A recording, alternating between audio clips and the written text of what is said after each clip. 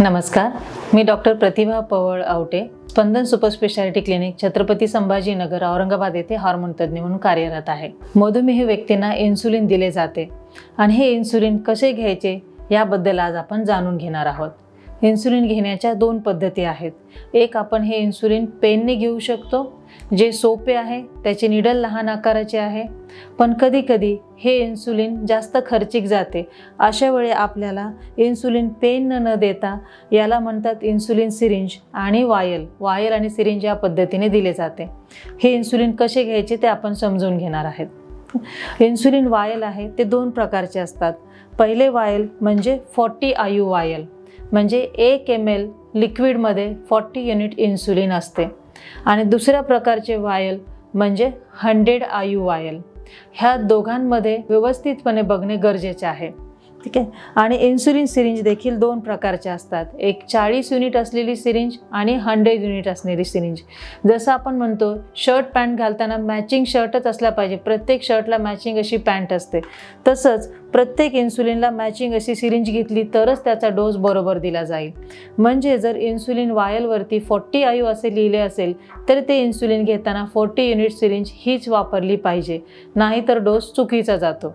तसेच जर insulin वायलवरती 100 unit असं असेल तर हे इन्सुलिन घेताना 100 युनिटची सिरिंज वापरणं गरजेचं आहे।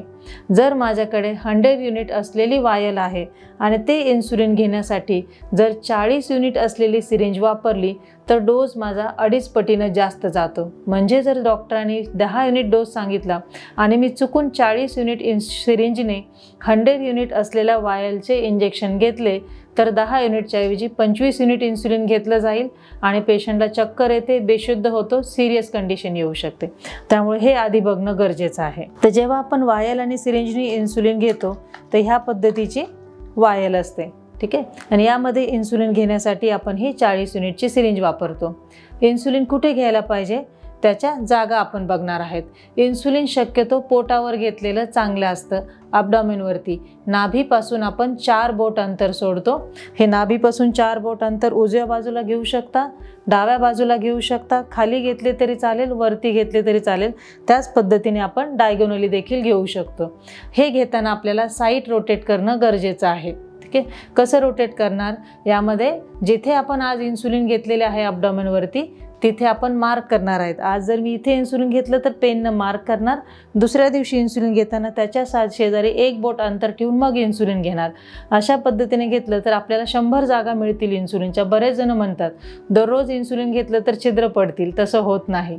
जर तुम्ही एका ठिकाणी इन्सुलिन घेतलं आणि दररोज 1 बोट अंतराने जागा बदलली तर पहिल्या इन्सुलिनची वेळ ही 1 महिन्यानंतर येऊ शकते। त्यामुळे तिथे आपल्या त्वचेला काहीही त्यांनी इजा होत नाही, ठीक आहे। इन्सुलिन घेताना जसं पोटावर घेतो, क्वचित एखाद्या वेळी पोटावर घेण्याचा त्रास होत असेल तर ते मांडीवर देखील घेऊ शकता, जसे की इथे दाखवलेलं आहे। मांडीवरती गुडघ्यापासून 4 बोट वरती घ्यायचं इन्सुलिन, मांडीच्या समोरच्या बाजूला, मांडीच्या बाहेरच्या बाजूला किंवा मांडीच्या आतल्या बाजूला तुम्ही इन्सुलिन घेऊ शकता। आणि हे इन्सुलिन देखील 1-1 बोट अंतराने आपण जागा बदलून घ्यायचं आहे। जसं पोटावर घेतो, मांडीवर घेतो, तसंच बटक्सवरती देखील इन्सुलिन घेऊ शकता, जसे इथे दाखवलेले आहे, किंवा तुम्ही हातामध्ये घेऊ शकता। पण हातामध्ये जर इन्सुलिन घेतलं तर तिथे चरबीचे प्रमाण कमी असते। जर तुम्ही तिथे इन्सुलिन घेण्याचा प्रयत्न केला तर ते चरबीमध्ये न जाता मसलमध्ये जाते, त्यामुळे तिथे ब्लड येऊ शकते आणि जास्त दुखते। पोटावरती चरबीचे प्रमाण जास्त असते, त्यामुळे इन्सुलिन जर चरबीमध्ये गेले तर त्याचं काम छान होतं आणि ब्लड येत नाही। त्यामुळे पोटावरती घेणं हे सर्वात चांगलं आहे। कधी त्रास होत असेल तर तुम्ही जागा बदलून मांडीवर घेऊ शकता किंवा कधी हातावर आणि बटक्सवरती घेऊ शकता, पण ह्या लास्ट साईट्स आहेत। आता हे कसं घ्यायचं हे आपण जाणून घेणार आहेत। जे इन्सुलिन दोन प्रकारचे असतात, जे आपण 40 युनिटचे इन्सुलिन म्हणतो। एक इन्सुलिन जे आहे पाण्यासारखे दिसते, त्याला पाण्याचे इन्सुलिन म्हणतात किंवा शॉर्ट ॲक्टिंग इन्सुलिन आहे, आणि दुसरे इन्सुलिन आहे ते दुधासारखे दिसते आहे। हे इन्सुलिन घेताना ते हातामध्ये हलवले पाहिजे किंवा हलक्या हाताने ते रोल ओव्हर केलं पाहिजे, म्हणजे बॉटल हातातून निसटणार नाही आणि पडणार नाही। हलक्या हाताने रोल करायचं। जेव्हा आपण इन्सुलिन घेतो तेव्हा हे निडल ओपन करायचे, पाठीमागचा भाग आपण काढलेला आहे निडलचा, आणि हे घेताना कॅप रिमूव्ह करा आणि बॉटल वरच्या बाजूने पकडायची आहे। या पद्धतीने निडल इन्सर्ट केली। हे 2 बोटांनी आपल्याला ठीक आहे. या बोटाने आपल्याला प्लंजर वरती प्रेस करायचं आहे आणि तिसरे बोट आणि अंगठा ह्या दोघांच्या सहाय्याने फोर्स घेऊन आपल्याला इन्सुलिन निडलमध्ये भरायचे आहे. जर मी सांगितले 12 युनिट इन्सुलिन घ्यायचे आहे तर या पद्धतीने 10 आणि त्यानंतरच्या 2 लाईन 12 युनिटपर्यंत इन्सुलिन घेतले पाहिजे. आता हे इन्सुलिन मी घेतल्यानंतर घ्यायचे कसे? पोटावरती घेताना कम्फर्टेबली तुम्ही बसायचं आहे चेअरवरती आणि जेव्हा इन्सुलिन घेणार तेव्हा तिकडचा जो कपडा आहे तो फोल्ड करायचा आहे, जेणेकरून तुमची विजन ब्लॉक होणार नाही. आणि इन्सुलिन घेताना चरबीचे प्रमाण जास्त असले पाहिजे आणि ह्या चरबीमध्ये इन्सुलिन जेव्हा घेतो 4 बोटाने निडल घट्ट पकडायचे आहे आणि अंगठ्यानं आपल्याला प्लंजर प्रेस करायचा आहे.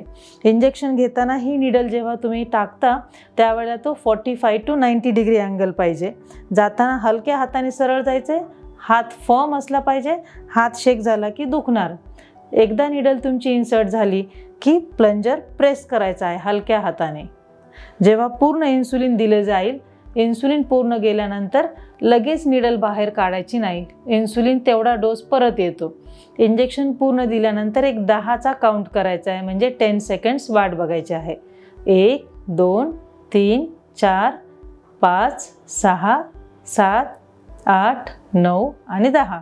10 आकडे झाल्यानंतर निडल बाहेर काढायचे आहे आणि मग स्किन सोडायचे आहे. अशा पद्धतीने केलं तर ते दुखतही नाही आणि ब्लडही येत नाही. ठीक आहे.